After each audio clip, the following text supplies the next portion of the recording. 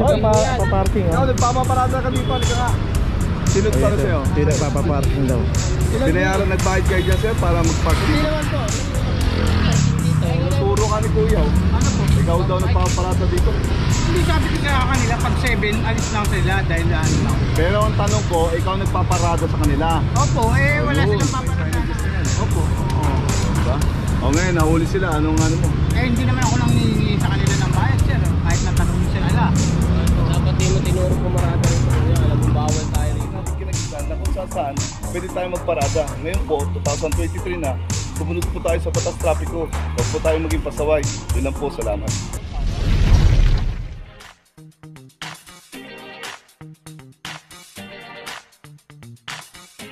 Papajo TV!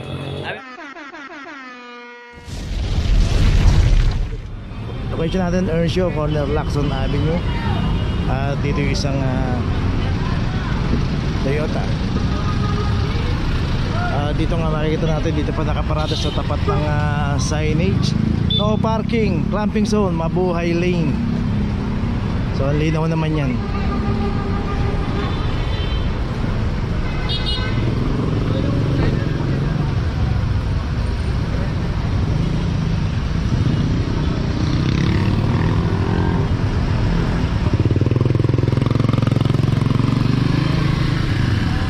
Isang Innova rin dito.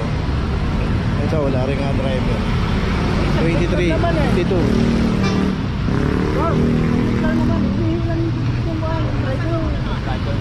Signage tayo dyan, tabugbog ng signage ng dito sir. Hindi yung pintuan dito. Ayun, luwag-luwag po nung pwede nyo papasukan. Kung iigil ako. Dito kasi yung sinabi nung kan eh. Pinaglagyan ng driver.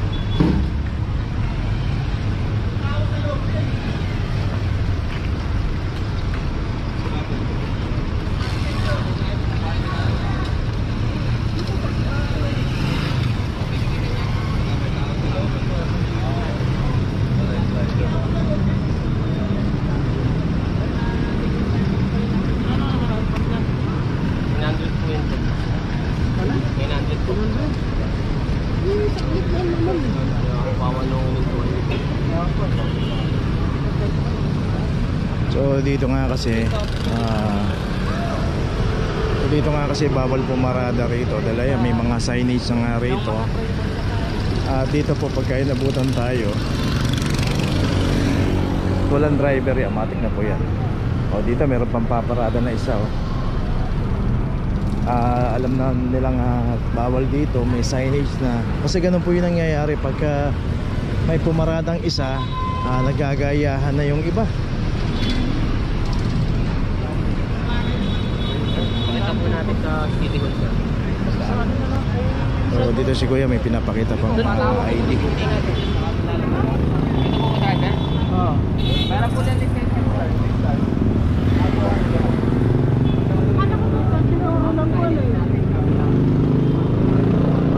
Sino ba nagpa-parking sa inyo? Yung dito, yung parking board. Asan? Yung kanina nakaupuron? Nakaiga? Yung pala yung nagpa-parking. Ikaw, nagpapaparada ka dito, halika nga.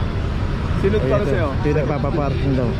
Binayaran, nagbayad kayo dyan sir para mag-parking. Hindi naman po. Ilang bisis na po kami parking dito. Turo ka ni Kuya. Ano po? Ikaw daw nagpapaparada dito. Hindi, sabi ko sa kanila, pag 7, alis lang sila dahil ano lang. Pero ang tanong ko, ikaw nagpaparada sa kanila. Opo, wala Ayun. silang paparada ng ano sir. Nakita mo ba yung signages na yan? Opo. Diba? O ngayon, nahuli sila. Anong ano mo? Hindi naman ako lang hihingi sa kanila ng bayad sir. Kahit natanong nyo sila ala. Dapat di mo tinuro pumarada rito kuya. Alam mo, bawal tayo rito eh. Dumarating ang clamping dito eh. Oo, alam ko naman una, dumarating kung anong oras eh. Kasi yung mga pasahero, sa paparate yan. Parang ano nila dyan. Sa paparate yan, yung mga pasahero. Alam mo naman yan kuya, iniikot-ikot muna nila yung pagkuhaan. Kaso dito mo tinuro Kuya, napahamak sila. Tama ba yung ginawa mo? Hindi na ano. Nag-drop lang ho sila ng pasahero, tapos aalis na ho kagad. Kaya ho nga may tao nga po sa loob. Oo nga. Sa katuturo mo, napahamak sila. Bago lang kasi kami dito. Hindi naman ako lang hihingi sa kanila kahit Hindi yun ang sa rason kanila, eh. sir. Kung di mo sila tinuro dito, dahil sinabi mo, huwag na kayong pumarada dyan. Diba? Sana hindi sila nahuli. Ano si RJ? Ba't hindi mo ito? Ano to? Dikit ako club. Alam mo, papadikit sila, papaklam. Tol, dikit na natin sa atin.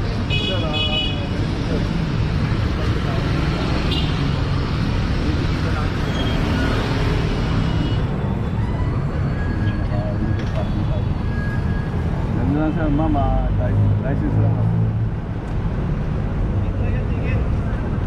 So yun, para hindi na rin sila maabala at hindi na sila pumunta sa City Hall,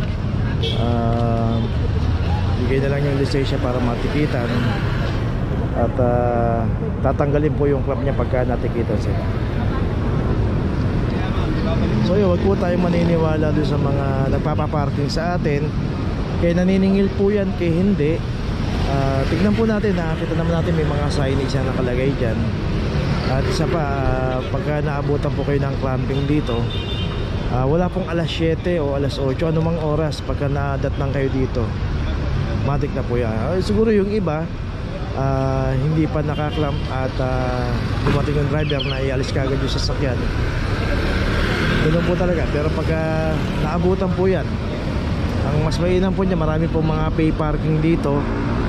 Import lang po tayo ng konting lakad o kaya kung merong driver, pwede naman siyang umikot-ikot lang, dahan-dahan lang ang takbo. Ganoon naman po talagang nangyayari kahit po sa ibang syudad, lalo sa Makati. Napakahirap din po ng parking dyan. Ang ginagawa po dyan, umiikot lang. So yung isang sasakyan din doon,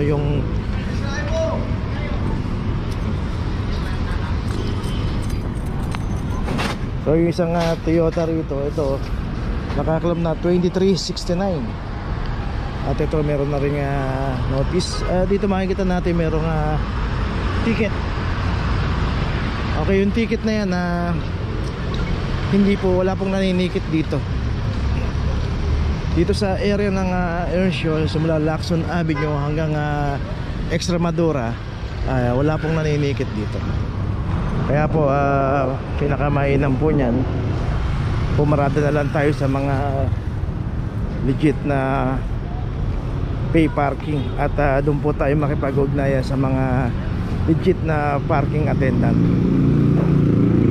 So yung isang Innova, ito, titikita na at ito tinatanggal na yung clamp.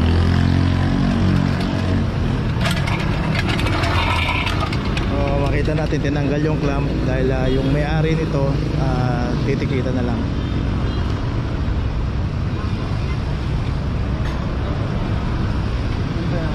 So yun, ongoing yung paninikit dito. Tapos yung isa naman naklab yung isang Toyota ron.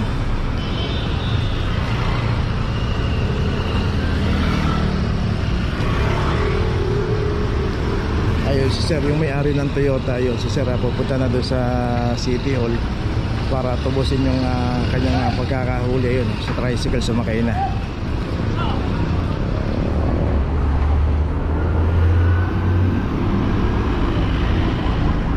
So, meron po kasing bus terminal dito at mangyari pag may mga dumarating na bus, marami pong sumusundo. So ganoon naman po talaga. Pero dapat kung meron naman tayong kasama at merong driver,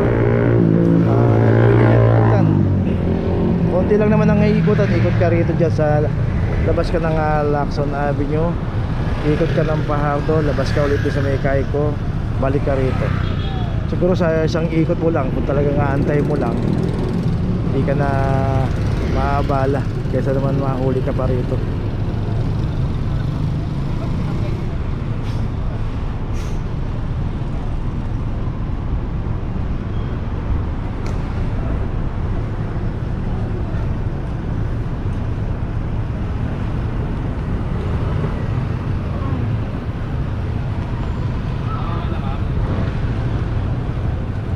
So hihiramin lang yung ORCR para ilagay sa OBR yung mga detalye ron.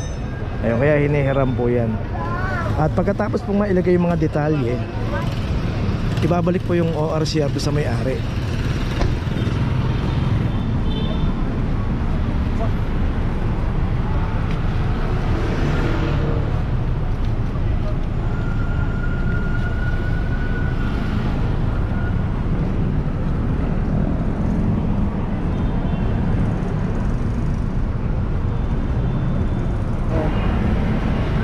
Although na alam namin na may nakaganyan, ito naman na gano'n. Ay, wag.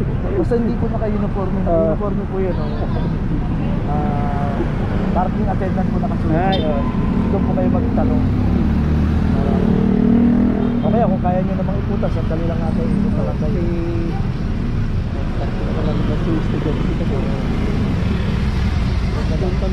Kaya pasok kayo sa mga secondary road. Pasok kayo dyan. Huwag lang kayo paparada ng mga kanto. Pasok kayo dyan, tuloy-tuloy. Meron po kayo Doon kayo pamarada. So huwag nyo iwanan para baka mamaya lumabas sa pinaradahan. Dito po tayo pwede magbayad. Kasi dito talaga pag Ako nagkakaroon tayo sa Play Store, download nyo po yung Go Manila app, register po kayo, punta po kayo sa Go, yung Vivo, piliin nyo po yung ordinance baby. Tapos, ipapasa nyo po itong details nyo naman, kasama ko yung OBR number. 10 working days po yan ma'am ha? Ilang days? 10 working days po. Dati po di ba 5 working days? Hindi kasama sa Magdalinggo. Hindi po. Hindi po. Ito mama, ito po yung license niya, pati po yung papel. So yung ORCR na nirap sa kayong driver license, babalik kayo ma'am. Ito ma'am, hindi. Ay, Ito ma'am, okay. picture na. Ito, napicture niyo napicturean ito. na to na. Ito po yung lisensya niya, pati yung papel ma'am ha? Okay. Sige po. Patay tayo dyan. Sige po sir, sige po. Pasensya na po. Once na ma-settle mo yan ma'am, hindi naman ho yung mag-ihip sa lisensya na. Okay, salamat. Akala ko nagtitiyan. Yun po yung proseso ng paninikit dito. Okay, tuloy na po tayo. Okay, nandito na ngayon tayo sa opisina ng clamping, sa impounding dito sa Central. Dito na po nagtatapos ang ating vlog. Maraming salamat po sa mga subscriber, sa mga viewers, sa mga napadaan po sa ating channel. Maraming salamat po sa mga suporta nyo. Sa mga hindi pa po nakakapag-subscribe, subscribe na po tayo mga kabayan. Maraming salamat po. Mabuhay!